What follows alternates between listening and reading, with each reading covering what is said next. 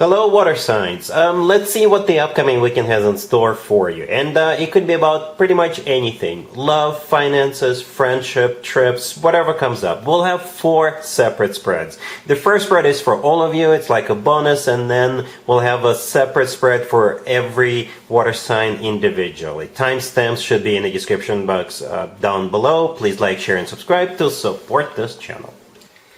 This first spread is for all water signs. We have the Queen of Cups clarified by the 5 of Cups. We have the King of Swords. We have the Lovers clarified by the Magician.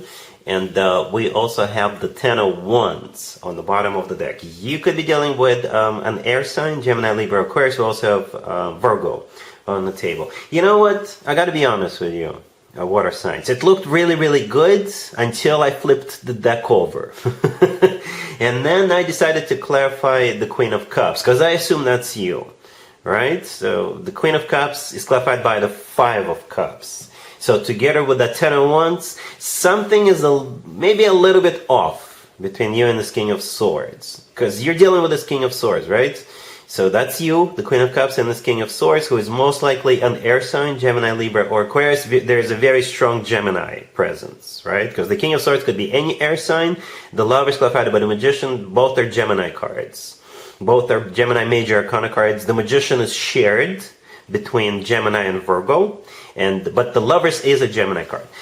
You don't have to be dealing with a Gemini, right? But you're definitely dealing with probably an air sign, any air sign, Gemini, Libra, Aquarius. Anyway, the 5 of Cups clarifying the Queen of Cups. It is a card of regret, grief, disappointment, or it's a card of maybe thinking about the past or being haunted by the past, or this could be something that happened between you two in the past, or maybe you're still kind of, I don't want to say traumatized, but perhaps you had bad experience with somebody else, and that is still kind of haunting you, and you have reservations about what's going on. Because the 10 of Wands on the bottom of the deck is a card of a burden, all right? And I think that 10 of Wands has something to do with that 5 of Cups.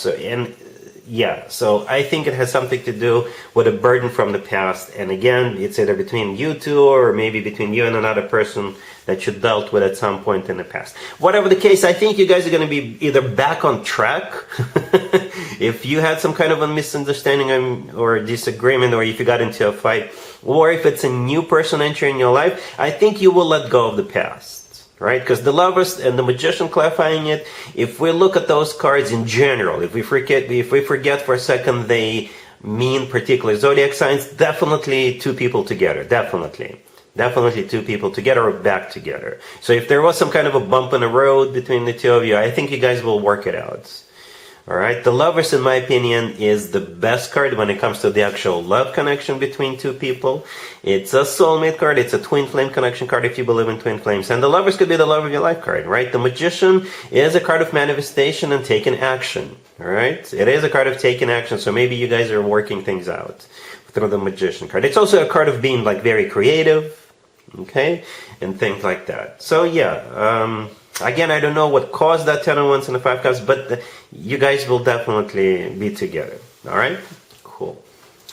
Cancer, we have the 2 of Swords clarified by the 4 of Swords. We have the Fool. We have the Wheel of Fortune clarified by the Emperor. And we also have the 3 of Cups on the bottom of the deck. You could be dealing with maybe a fire sign. Aries, Sagittarius in particular. Or you could be dealing with pretty much any zodiac sign, Cancer. So here's what's going on. I can interpret this spread a couple of different ways.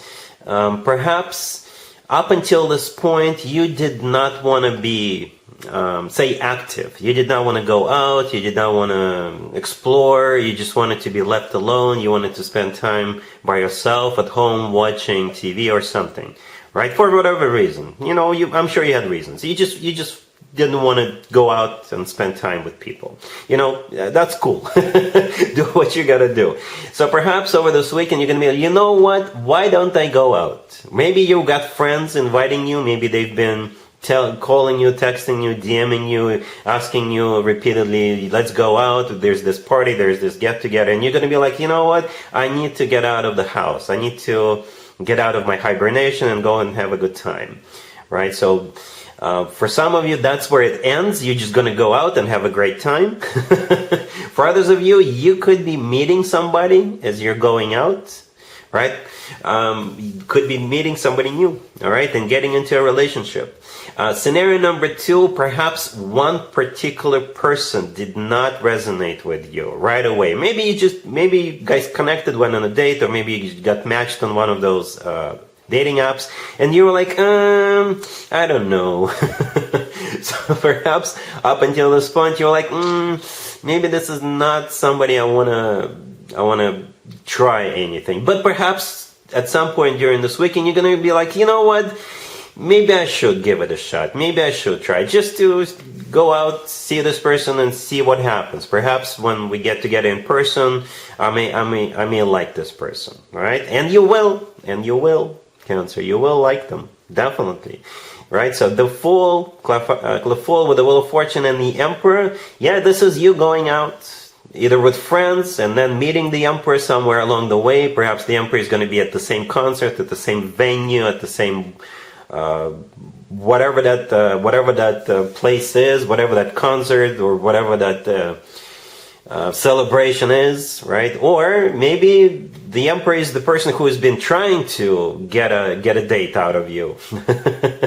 All right, but yeah, the Three of Cups on the bottom of the deck. It is a card of some sort of a party, event, gathering, something. All right, and the Fool, the Wheel of Fortune, and the Emperor, definitely a new beginning. Definitely, right? And the Emperor, I assume that's the person. Could be in that Aries. By the way, the Fool and the Emperor are both Aries major arcana cards.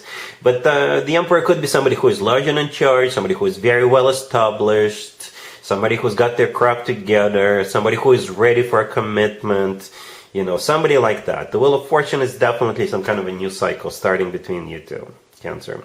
All right? Cool. Scorpio, we have the Page of Pentacles, clarified by the King of Wands. We have the Ace of Swords, clarified by the Star, the Eight of Wands, and the Six of Cups on the bottom of the deck. You could be dealing with a fire sign. Aries, Leo, Sagittarius. We also have Aquarius on the table. You're dealing with this King of Wands, Scorpio. For some of you, it's a new person. For others of you, it's somebody you already know. Not necessarily an ex. It can be an ex for some of you, but it could simply be somebody from your past. Yes, I know. All three options are here. A new person, an ex, or just someone from the past. I'm saying that because we've got the Six of Cups on the bottom of the deck, right? The Six of Cups is a soulmate card, but it's usually typically associated with the past. All right? Usually typically the past. And again, it can be an ex, doesn't have to be an ex with the Six of Cups. That's the beauty, I guess, of the Six of Cups. And on top of it, like I already said, it is a soulmate card, for sure. So this King of Wands is your soulmate, in case you didn't know. Alright, so the King of Wands could be a fire sign, Aries, Leo, Sagittarius, or somebody with some major fire placements in their chart. The Page of Pentacles that the King of Wands is clarifying. Expect a date. Expect a date. Alright, and the Page of Pentacles, it could be something like tickets to a show, to a game, to a concert, what have you. The Page of Pentacles, maybe they owe you money and they'll pay you back, or the Page of Wands could be, the Page of Pentacles could be documents, paperwork. Maybe for some of you, they may tell you, oh, hey, I found this thing at my place or in my car that belongs to you. Do you want it? You know, they could just use it as an excuse. Whatever the case, right? So here comes the Ace of Swords, clarified by the Star. So after that Page of Pentacles, there's going to be a conversation between you two. Or they may reveal something to you. Because the Ace of Swords is a conversation card. It's also a card of yes. It's one of the yes cards in the tarot deck. The Ace of Swords is a card of clarity. So the Ace of Swords is the Ace of Truth. Okay, the Star, clarifying, it could be a card of healing for some of you, right? So if it is an ex, they want to heal this with you. The Star is also a card of a wish come true. Okay, so they may tell you that they've always wanted to be with you, and now there's this opportunity, and that's why they're coming in. You know, the Eight of Wands right next to the deck, more communication, right? By the way, the Page of Pentacles could be like a ticket to go somewhere, to get on a plane, to get on a train, or what have you, because the Eight of Wands is one of the fastest cards in the deck. All right, so some of you could be traveling. Others of you, there's going to be more communication. And my favorite way to interpret the Eight of Wands is the Cupid's arrows card. So it kind of looks, I don't see a rejection on your part. That's what I'm trying to say, Scorpio. I don't see a rejection. No. Okay? I do see you moving forward or getting back together or literally going somewhere as a result of this. All right? Cool. Pisces, we have the Ten of Swords, clarified by the Seven of Pentacles. We have the Hierophant, we have the Fool, and we also have the Hangman on the bottom of the deck. You could be dealing with a Taurus, Aries, perhaps even another Pisces or any zodiac sign. 3 major arcana cards, Pisces. 3 out of, 5 cards, yeah. One of them, the Hangman, is your major arcana card. So what's going on here is something is coming to an end. Something is done. And for some of you, what's done is you waiting for something. You will no longer be waiting. Or maybe you will no longer be anticipating something. Perhaps you no longer believe that something is coming your way and you're going to just cut this out or cut this person out of your life because you're not going to wait for something from them or them anymore. This spread could be a work spread, business spread. All right? So, yeah, the Ten of Swords clarified by the Seven of Pentacles, no more waiting. Okay, for some of you, you could have been waiting to hear whether you're going to get that new job or not. And say you're getting that new job and you're quitting your existing job. All right? The Hierophant in the middle. The Hierophant in the middle. It could be a Taurus you're dealing with. It's a Taurus major arcana card. At the same time, the Hierophant could be interpreted so many different ways. For some of you, it's a card of something formal and official. For others of you, it's a card of religion. It could be a card of education. It could be a card of like work, like because it is an official card. It's also a card of commitment or marriage. I forget if I just mentioned it, right? So whatever you've been waiting for, right? It has something to do with the Hierophant. One of those things that I just listed, that I just mentioned. The Fool right next to the deck, it's a card of a new beginning. All right, in some shape or form, in some capacity, the Fool will play out as a new beginning. For some of you, it's a new beginning because you're quitting something, you're ending something and starting something new. For others of you, it's a new beginning because you're simply quitting something, because you will become free. You will no longer be obligated because you don't have to wait. Perhaps you're getting some good news, you're getting the green light, and you're like, yay, here I go.